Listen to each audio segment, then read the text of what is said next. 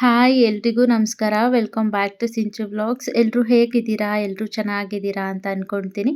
ಇದು ಸ್ಯಾಟರ್ಡೆ ಮಧ್ಯಾಹ್ನದಿಂದ ವ್ಲಾಗ್ನ ಸ್ಟಾರ್ಟ್ ಮಾಡ್ತಾ ಇದ್ದೀವಿ. ಇವತ್ತು ಸ್ವಲ್ಪ ಹೇರ್ ಕಟಿಂಗ್ ಮಾಡಿಸ್ಬೇಕು ಅಂತ ಹೇಳಿ ಹೊರಟಿದ್ದೀವಿ.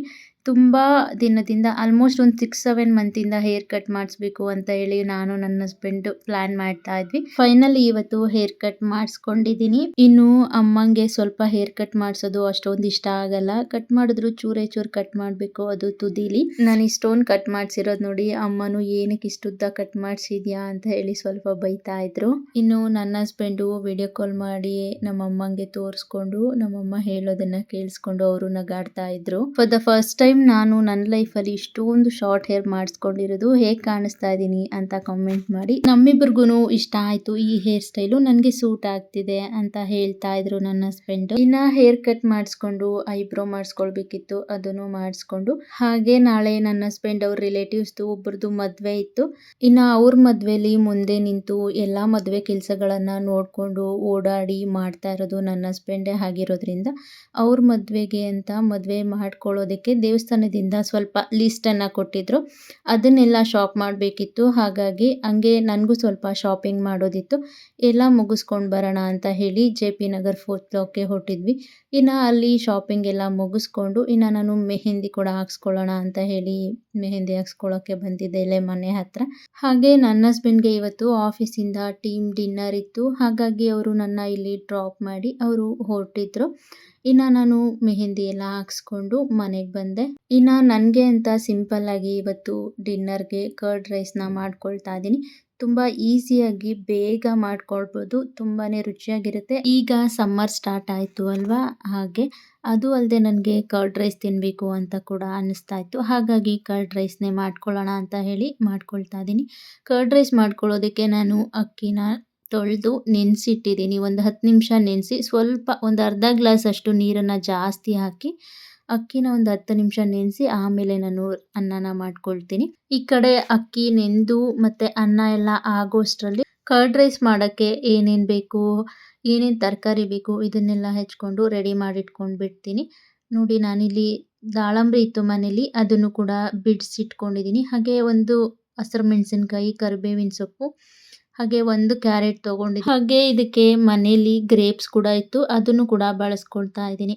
ಇದೆಲ್ಲ ಇದ್ರೆ ಸೇರಿಸ್ಕೊಳ್ಬೋದು, ಇಲ್ಲ ಅಂದರೆ ಹಾಗೆ ಕೂಡ ಮಾಡ್ಕೊಳ್ಬೋದು. ಸೇರಿಸಿದ್ರೆ ತುಂಬಾನೇ ರುಚಿಯಾಗಿರುತ್ತೆ. ಕರ್ಡ್ ರೈಸ್ನ ಇಷ್ಟ ಆಗಲ್ಲ ತಿನ್ನೋಕೆ, ಬೇಡ ಅಂತ ಹೇಳೋರಿಗೆ ಕರ್ಡ್ ರೈಸ್ನ ಈ ರೀತಿ ಮಾಡ್ಕೊಟ್ಟು ನೋಡಿ, ತುಂಬಾನೇ ಇಷ್ಟಪಟ್ಟು ತಿಂತಾರೆ.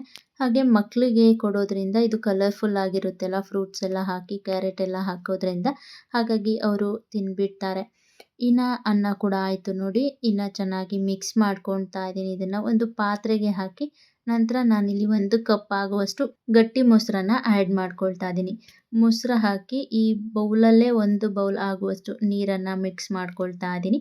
ಬೇಕಿದ್ರೆ ನೀವು ಇದಕ್ಕೆ ಹಾಲನ್ನು ಕೂಡ ಮಿಕ್ಸ್ ಮಾಡ್ಕೊಳ್ಬೋದು. ನನಗೆ ಅಷ್ಟೊಂದು ಹಾಲಂದರೆ ಇಷ್ಟ ಆಗಲ್ಲ, ಹಾಗಾಗಿ ನಾನಿಲ್ಲಿ ನೀರನ್ನು ಬಳಸ್ಕೊಳ್ತಾ ಇದ್ದೀನಿ.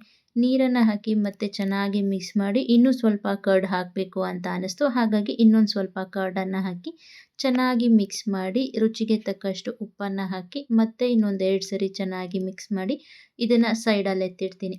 ಸೈಡಲ್ಲಿ ಎತ್ತಿಟ್ಟು ಈಗ ಮೊಸರಿಗೆ ಒಗ್ಗರಣೆ ಮಾಡ್ಕೊಳ್ಳೋದಕ್ಕೆ ಸ್ಟವ್ ಮೇಲೆ ಈ ರೀತಿ ಒಂದು ಪ್ಯಾನ್ ಇಟ್ಟು ಅದಕ್ಕೆ ಒಂದು 2 ಟೇಬಲ್ ಸ್ಪೂನ್ ಆಗುವಷ್ಟು ಎಣ್ಣೆ, ಹಾಗೆ ಸಾಸಿವೆ, ಜೀರಿಗೆ, 1 ಟೇಬಲ್ ಸ್ಪೂನ್ ಆಗುವಷ್ಟು ಕಡಲೆಬೇಳೆ, 1 ಟೇಬಲ್ ಸ್ಪೂನ್ ಆಗುವಷ್ಟು ಉದ್ದಿನ ಕಾಳನ್ನು ಬಳಸ್ಕೊಳ್ತಾ ಇದ್ದೀನಿ. ಇದಿಷ್ಟನ್ನು ಹಾಕಿ ಇದನ್ನು ಚೆನ್ನಾಗಿ ಮಿಕ್ಸ್ ಮಾಡ್ಕೊಳ್ತೀನಿ. ಇದು ಕಲರ್ ಚೇಂಜ್ ಆಗಬೇಕು, ಸ್ವಲ್ಪ ಕಂದು ಬಣ್ಣ ಬರಬೇಕು, ಅಲ್ಲಿ ತನಕ ಚೆನ್ನಾಗಿ ಹುರ್ಕೊಂಡು ನಂತರ ನಾನು ಇದಕ್ಕೆ ಕರಿಬೇವಿನ ಸೊಪ್ಪು ಹಾಗೆ 1 ಹಸಿರು ಮೆಣಸಿನ್ಕಾಯಿನ ಸೇರಿಸ್ಕೊಂಡಿದ್ದೀನಿ. ಇದಿಷ್ಟನ್ನು ಹಾಕಿ ಚೆನ್ನಾಗಿ ಮಿಕ್ಸ್ ಮಾಡ್ಕೊಳ್ತೀನಿ. ಮಿಕ್ಸ್ ಮಾಡಿಕೊಂಡು ನಾನಿಲ್ಲಿ ಕಲರ್ಗೋಸ್ಕರ ಅಂತ ಹೇಳಿ 2 ಬ್ಯಾಡಗೆ ಮೆಣಸಿನ್ಕಾಯಿನ ಹಾಕ್ಕೊಳ್ತಾ ಇದ್ದೀನಿ. ಬ್ಯಾಡಗೆ ಮೆಣಸಿನ್ಕಾಯಿ ಹಾಕಿ ಇದನ್ನು ಚೆನ್ನಾಗಿ ಮಿಕ್ಸ್ ಮಾಡಿ ಮತ್ತು ಇದಕ್ಕೆ ಸ್ವಲ್ಪ ಹಿಂಗನ್ನು ಹಾಕ್ಕೊಳ್ತೀನಿ. ಹಿಂಗೆ ಹಾಕಿ ಮತ್ತು ಅದನ್ನು ಕೂಡ ಚೆನ್ನಾಗಿ ಮಿಕ್ಸ್ ಮಾಡ್ಕೊಳ್ತೀನಿ. ನಂತರ ಈಗ ಸ್ಟವ್ ಆಫ್ ಮಾಡಿಕೊಂಡು ಅದನ್ನು ಸೈಡ್ಗೆ ಎತ್ತಿಡ್ತೀನಿ. ಸ್ವಲ್ಪ ತಣ್ಣಗಾಗಬೇಕು, ಹಾಗಾಗಿ ಅಷ್ಟರಲ್ಲಿ ನಾನೀಗ ಆಗಲೇ ನಾನು ಮೊಸರು ಮತ್ತು ಅನ್ನ, ಉಪ್ಪು ಹಾಕಿ ಇದನ್ನ ಚೆನ್ನಾಗಿ ಮಿಕ್ಸ್ ಮಾಡಿಟ್ಟಿದ್ದೆ ಅಲ್ವಾ, ಈಗ ಅದಕ್ಕೆ ತುರಿದಿಟ್ಕೊಂಡಿದ್ದಂಥ ಕ್ಯಾರೆಟ್ ಹಾಕ್ತೀನಿ. ಹಾಗೆ ಒಗ್ಗರಣೆ ಮಾಡಿಟ್ಕೊಂಡಿದ್ದಂಥ ಒಗ್ಗರಣೆ ಕೂಡ ಹಾಕ್ತೀನಿ.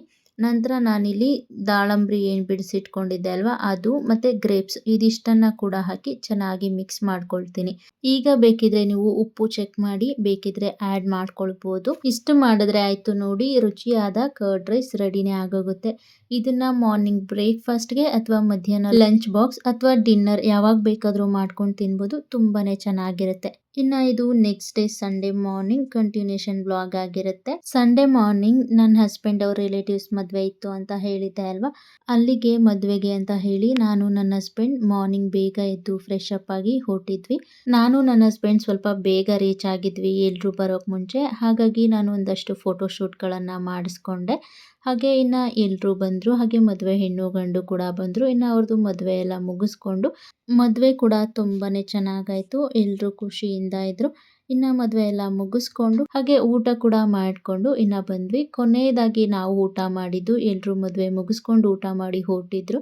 ಇನ್ನು ನಾವು ಊಟ ಎಲ್ಲ ಮುಗಿಸ್ಕೊಂಡು ಮನೆಗೆ ಹೊರಡೋಷ್ಟರಲ್ಲಿ 6:30 ಆಗೋಗಿತ್ತು.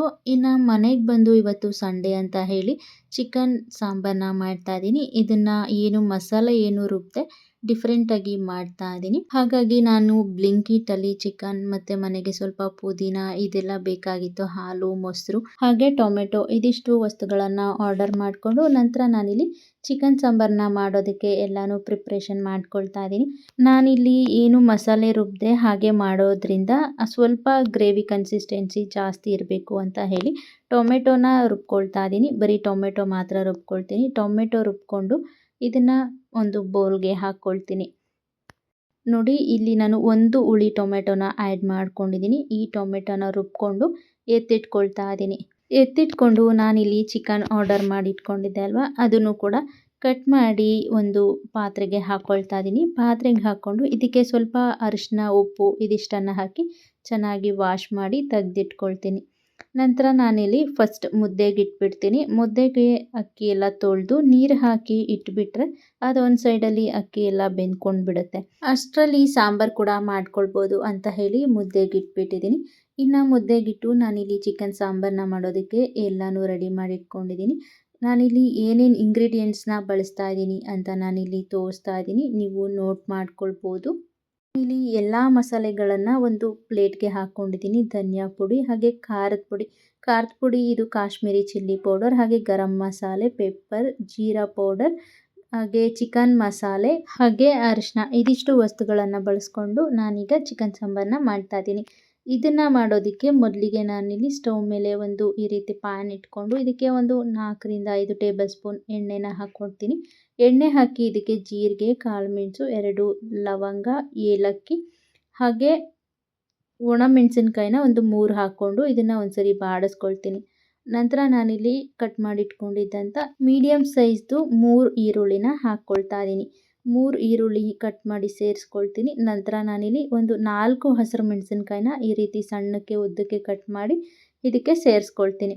ಸೇರಿಸ್ಕೊಂಡು ಇದನ್ನು ಚೆನ್ನಾಗಿ ಫ್ರೈ ಮಾಡ್ಕೊಳ್ಬೇಕಾಗತ್ತೆ. ಈರುಳ್ಳಿ ಬಣ್ಣ ಬದಲಾಗಿ ಅದು ಫುಲ್ ಸಾಫ್ಟಾಗಿ ಕಲರ್ ಚೇಂಜ್ ಆಗಿರುತ್ತೆ ನೋಡಿ, ಅಲ್ಲಿ ತನಕ ಇದನ್ನು ಚೆನ್ನಾಗಿ ಫ್ರೈ ಮಾಡ್ಕೊಳ್ಬೇಕಾಗತ್ತೆ. ನಂತರ ನಾನಿಲ್ಲಿ ಶುಂಠಿ ಬೆಳ್ಳುಳ್ಳಿನ ತುರಿದಿಟ್ಕೊಂಡಿದ್ದೆ ಸಣ್ಣಕ್ಕೆ, ಅದನ್ನು ಕೂಡ ಆ್ಯಡ್ ಮಾಡ್ಕೊಳ್ತಾ ಇದ್ದೀನಿ. ನೀವು ಬೇಕಿದ್ರೆ ಅಂಗಡಿಯಿಂದ ತಂದಿರೋದು ಯೂಸ್ ಮಾಡ್ಕೊಳ್ಬೋದು. ನಾನು ಮನೇಲಿ ಪ್ರಿಪೇರ್ ಮಾಡಿಕೊಂಡು ಹಾಕ್ಕೊಳ್ತಾ ಇದ್ದೀನಿ. ಹಾಕಿ ಇದನ್ನು ಕೂಡ ಚೆನ್ನಾಗಿ ಮಿಕ್ಸ್ ಮಾಡ್ಕೊಳ್ತಾ ಇದ್ದೀನಿ. ಈ ಶುಂಠಿ ಬೆಳ್ಳುಳ್ಳಿಯಲ್ಲಿರೋ ಹಸಿ ಸ್ಮೆಲ್ಲೆಲ್ಲ ಹೋಗಬೇಕು, ಅಲ್ಲಿ ತನಕ ಇದನ್ನು ಚೆನ್ನಾಗಿ ಬಾಡಿಸ್ಕೊಳ್ಬೇಕು. ನಂತರ ನಾನಿಲ್ಲಿ ಅರಿಶಿನ, ಉಪ್ಪು ಹಾಕಿ ತೊಳೆದಿದ್ದಂಥ ಚಿಕನ್ ಪೀಸಸ್ಗಳನ್ನು ಹಾಕಿ ಇದನ್ನು ಕೂಡ ಚೆನ್ನಾಗಿ ಮಿಕ್ಸ್ ಮಾಡ್ಕೊಳ್ತಾ ಇದ್ದೀನಿ. ಈ ಚಿಕನ್ ಪೀಸಸ್ನ ಒಂದು 5 ನಿಮಿಷ ಇದೇ ರೀತಿ ಚೆನ್ನಾಗಿ ಮಿಕ್ಸ್ ಮಾಡ್ಕೊಳ್ಬೇಕು.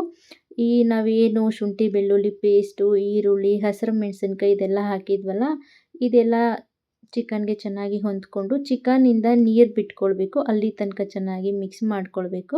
ನಂತರ ಇದಕ್ಕೆ ನಾನು ಆಗಲೇ ಮಾಡಿಟ್ಕೊಂಡಿದ್ದೆ ಅಲ್ವಾ ಟೊಮೆಟೊ ಪ್ಯೂರಿ, ಆ ಟೊಮೆಟೊ ಪ್ಯೂರಿನ ಹಾಕಿ ರುಚಿಗೆ ತಕ್ಕಷ್ಟು ಉಪ್ಪನ್ನು ಹಾಕಿ ಈ ಎಲ್ಲ ಮಸಾಲ ಪೌಡರ್ಗಳನ್ನು ಹಾಕ್ಕೊಳ್ತಾ ಇದ್ದೀನಿ. ಇದರಲ್ಲಿ ಚಿಕನ್ ಮಸಾಲ, ಗರಂ ಮಸಾಲ ಹಾಗೆ ಕಾಶ್ಮೀರಿ ಚಿಲ್ಲಿ ಪೌಡರ್, ಅರಿಶಿನ ಹಾಗೆ ಪೆಪ್ಪರ್ ಪೌಡರ್, ಜೀರಾ ಪೌಡರ್ ಇದಿಷ್ಟು ಪೌಡರ್ಗಳು ಇದೆ. ಇದನ್ನು ಹಾಕಿ ಮತ್ತು ಇದನ್ನು ಚೆನ್ನಾಗಿ ಮಿಕ್ಸ್ ಮಾಡ್ಕೊಳ್ಬೇಕಾಗತ್ತೆ. ಹಾಕಿರೋ ಮಸಾಲೆ ಎಲ್ಲ ಪೂರ್ತಿ ಚಿಕನ್ಗೆ ಹೊಂದ್ಕೊಳ್ಬೇಕು, ಆ ರೀತಿ ಚೆನ್ನಾಗಿ ಮಿಕ್ಸ್ ಮಾಡ್ಕೊಳ್ಬೇಕು.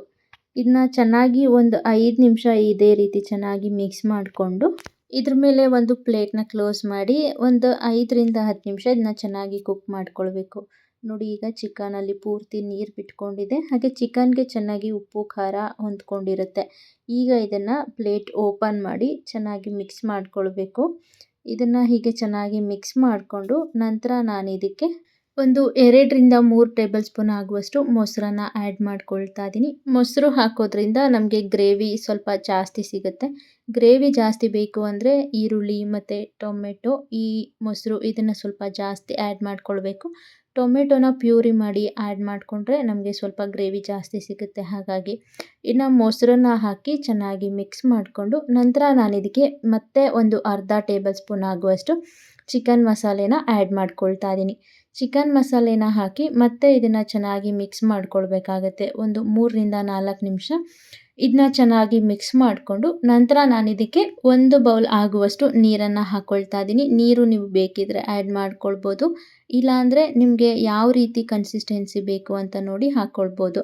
ನಾನಿಲ್ಲಿ ಸ್ವಲ್ಪ ನೀರನ್ನು ಹಾಕಿ ಇದನ್ನ ಚೆನ್ನಾಗಿ ಕುದಿಯೋಕೆ ಬಿಡ್ತೀನಿ ಒಂದು 3ರಿಂದ 4 ನಿಮಿಷ. ಹಾಗೆ ಇಲ್ಲಿ ಮುದ್ದೆ ಕೂಡ ರೆಡಿ ಆಯಿತು, ನೀವು ನೋಡ್ತಾ ಇರ್ಬೋದು. ಹಾಗೆ ಇಲ್ಲಿ ಚಿಕನ್ ಸಾಂಬಾರು ಕೂಡ ರೆಡಿ ಆಯಿತು. ಇನ್ನು ಈಗ ಈ ಪ್ಲೇಟನ್ನು ತೆಗೆದು ಇದಕ್ಕೆ ನಾನು ಒಂದು ಸ್ವಲ್ಪ ಬೆಣ್ಣೆನ ಆ್ಯಡ್ ಮಾಡ್ಕೊಳ್ತಾ ಇದ್ದೀನಿ. ಬೆಣ್ಣೆ ಪೂರ್ತಿ ಆಪ್ಷನಲ್, ಬಟ್ ಬೆಣ್ಣೆ ಹಾಕಿದ್ರೆ ತುಂಬಾ ಚೆನ್ನಾಗಿರುತ್ತೆ.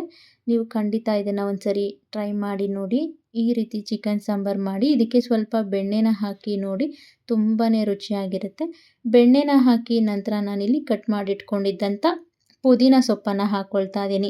ನೀವು ಇದಕ್ಕೆ ಕೊತ್ತಂಬರಿ ಸೊಪ್ಪು ಬೇಕಿದ್ರೂ ಕೂಡ ಆ್ಯಡ್ ಮಾಡ್ಕೊಳ್ಬೋದು, ಅಥವಾ ಪುದೀನ ಕೊತ್ತಂಬರಿ ಎರಡೂ ಕೂಡ ಆ್ಯಡ್ ಮಾಡ್ಕೊಳ್ಬೋದು. ನನಗೆ ಪುದೀನ ಫ್ಲೇವರ್ ಸ್ವಲ್ಪ ಜಾಸ್ತಿ ಇಷ್ಟ, ಹಾಗಾಗಿ ನಾನಿಲ್ಲಿ ಪುದೀನನ ಆ್ಯಡ್ ಮಾಡ್ಕೊಂಡಿದ್ದೀನಿ. ಇನ್ನು ಪುದೀನ ಹಾಕಿ ಇದನ್ನು ಚೆನ್ನಾಗಿ ಮಿಕ್ಸ್ ಮಾಡ್ಕೊಳ್ತೀನಿ ಒಂದು 2ರಿಂದ 3 ಬಾರಿ. ಈಗ ನೀವು ಉಪ್ಪು ಖಾರ ಎಲ್ಲ ಚೆಕ್ ಮಾಡ್ಕೊಳ್ಬೋದು. ಈಗ ನೋಡ್ತಾ ಇರ್ಬೋದು ರುಚಿಯಾದ ಬಿಸಿಯಾದ ಚಿಕನ್ ಸಾಂಬಾರು ರೆಡಿನೇ ಆಗೋಯಿತು. ಇದಕ್ಕೆ ಯಾವುದೇ ರೀತಿ ಮಸಾಲೆ ಏನೂ ರುಬ್ಬದೆ ಬೇಗನೆ ಮಾಡ್ಕೊಂಡು ತಿನ್ಬೋದು. ತುಂಬ ಬೇಗ ಆಗುತ್ತೆ, ಕ್ವಿಕ್ಕಾಗಿ ಮಾಡ್ಕೊಂಡು ತಿನ್ಬಿಡ್ಬೋದು ಚಿಕನ್ ಸಾಂಬಾರು ತಿನ್ನಬೇಕು ಅಂತ ಅನ್ನಿಸ್ದಾಗ. ಹಾಗೆ ಇನ್ನು ಮುದ್ದೆ ಕೂಡ ರೆಡಿ ಆಯಿತು. ಈಗ ಸರ್ವ್ ಮಾಡ್ತಾ ಇದ್ದೀನಿ, ನೀವು ನೋಡ್ತಾ ಇರ್ಬೋದು. ತುಂಬಾ ರುಚಿಯಾಗಿ ಬಂದಿತ್ತು ಈ ಚಿಕನ್ ಸಾಂಬಾರು. ಖಂಡಿತ ನೀವು ಇದನ್ನು ಟ್ರೈ ಮಾಡಲೇಬೇಕು. ಇದನ್ನು ಮುದ್ದೆ ಜೊತೆ, ಅನ್ನದ ಜೊತೆ, ಹಾಗೆ ಪರೋಟ, ದೋಸೆ ಇದರೆಲ್ಲದ್ರ ಜೊತೆ ತಿನ್ನೋಕ್ಕೆ ತುಂಬಾ ಚೆನ್ನಾಗಿರುತ್ತೆ. ಬಟ್ ಮುದ್ದೆ ಜೊತೆ ತಿನ್ನೋಕ್ಕೆ ತುಂಬಾ ಸೂಪರ್ ಕಾಂಬಿನೇಷನ್ ಅಂತ ಹೇಳ್ಬೋದು. ಇನ್ನು ಇದಾಗಿತ್ತು ನನ್ನ ಇವತ್ತಿನ ವ್ಲಾಗ್. ಈ ವ್ಲಾಗ್ ನಿಮಗೆ ಇಷ್ಟ ಆಗಿದ್ರೆ ಪ್ಲೀಸ್ ಲೈಕ್ ಮಾಡಿ, ಹಾಗೆ ನಿಮ್ಮ ಫ್ಯಾಮಿಲಿ ಫ್ರೆಂಡ್ಸ್ಗೆಲ್ಲನೂ ಶೇರ್ ಮಾಡಿ ಅಂತ ಹೇಳ್ತೀನಿ. ಹಾಗೆ ಸಬ್ಸ್ಕ್ರೈಬ್ ಮಾಡಿ, ಕಮೆಂಟ್ ಮಾಡಿ ಅಂತ ಹೇಳ್ತಾ ಮತ್ತೆ ಸಿಗ್ತೀನಿ ಹೊಸ ರೆಸಿಪೀಸ್ಗಳೊಂದಿಗೆ, ಹಾಗೆ ಹೊಸ ವಿಷಯಗಳೊಂದಿಗೆ. Thank you for watching. Take care. Bye.